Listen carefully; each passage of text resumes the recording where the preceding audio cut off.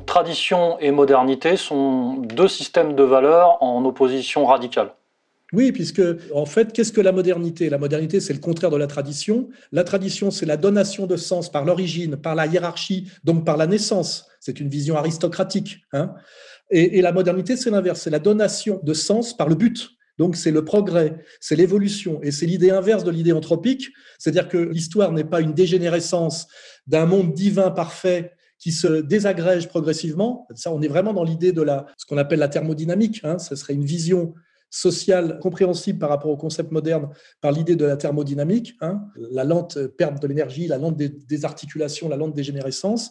Et alors que nous, dans notre monde moderne, on passe non pas du plus vers le moins, mais du moins vers le plus. C'est-à-dire qu'on part d'un truc primitif ou d'un Big Bang, c'est-à-dire de quelque chose de très indifférencié, d'un magma original, qui petit à petit se complexifie par recomposition successive avec l'idée de temporalité. C'est-à-dire qu'on a une masse indifférenciée au départ, donc on part d'un chaos, hein, c'est l'idée du Big Bang, c'est-à-dire une densité absolue par exemple, et une inorganisation totale, et par le temps, progressivement, un monde qui s'organise et se complexifie. C'est la vision de la physique moderne, hein. C'est pour ça que je montre bien que la tradition pense entropie, et l'autre pense plutôt Big Bang et évolution. Donc évidemment, cette modernité pense que le monde est une évolution, ce qui renvoie aussi à la théorie de l'évolution, l'homme-singe par rapport à l'homme-dieu, c'est totalement opposé. On serait un homme-singe qui petit à petit s'élève par la compréhension de lui-même et du monde, par des outils de compréhension qu'il a fabriqués lui-même.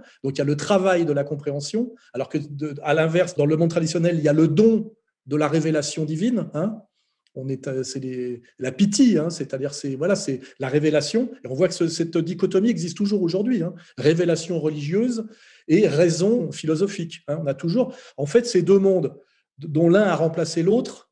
On est passé au monde de la modernité, on n'est plus dans le monde de la tradition, mais quand même, ces deux approches continuent à coexister, hein, révélation, raison. Ça, c'était mieux hier, nostalgie, pensée réactionnaire, ça sera mieux demain, progressisme. Et puis même aussi dans la théorie de l'évolution, de l'homme singe à l'homme, pas à l'homme Dieu, mais à l'homme prométhéen, mesure de lui-même, qui est en fait l'homme Dieu. C'est-à-dire que si on va au bout, si on regarde en ce moment les théoriciens de l'homme augmenté et du transhumanisme, eh ben, ils disent bien que par la maîtrise de l'outil de la raison, on va passer de l'homme singe à l'homme Dieu, hein, puisqu'ils parlent même d'éternité, vivre 1000 ans, multiplier par 1000 sa capacité du cerveau par des prothèses, etc. Et ce qui est intéressant, c'est que si je fais une parenthèse sur cette idée de modernité et de prothèse, c'est-à-dire de technique, dans la tradition, la technique est considérée comme une dégénérescence, puisque ça veut dire que l'homme-dieu, ayant perdu ses capacités divines, est obligé de fabriquer des prothèses pour essayer de les compenser. C'est-à-dire que, si j'emploie une métaphore simple, l'homme moderne invente le téléphone parce qu'il a perdu ses capacités télépathiques, qui sont des capacités divines. Et là, on voit tout l'arrière-plan magique. Si on renvoie la société, par exemple, de l'Inde, encore aujourd'hui, ce qui perdure dans l'Inde aujourd'hui, avec ces tentatives d'aller chercher le potentiel magique et divin du corps, hein, c'est un travail qui existe encore pas mal en Inde traditionnelle, qui est un des pays qui maintient encore de la tradition.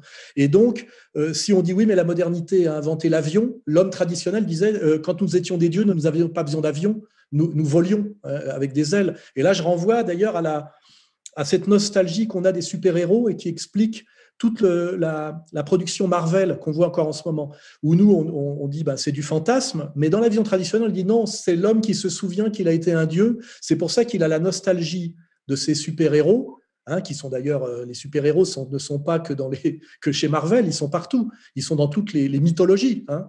Dans les mythologies, on est toujours avec des hommes-dieux, en réalité, qui ont des capacités supérieures. Et ce que pense la pensée traditionnelle, c'est que si on est si attaché et si sensible à ces hommes-dieux, jusque dans les super-héros de Marvel, c'est pas parce que c'est du fantasme, mais c'est parce que c'est le souvenir d'une histoire passée. C'est le souvenir de ce qu'on a été dans des temps immémoriaux. Alors, je dis pas que c'est vrai, mais c'est assez poétique, c'est assez beau. Et cette pensée traditionnelle, je pense qu'il serait naïf d'une certaine manière de la mépriser et de la rejeter comme quelque chose de ridicule, alors qu'en fait, elle est anthropologiquement beaucoup plus ancrée en nous que en fait, la pensée moderne, qui est beaucoup plus récente, et je dirais même beaucoup plus fragile, et qui est peut-être même anthropologiquement moins fondée, hein, voilà.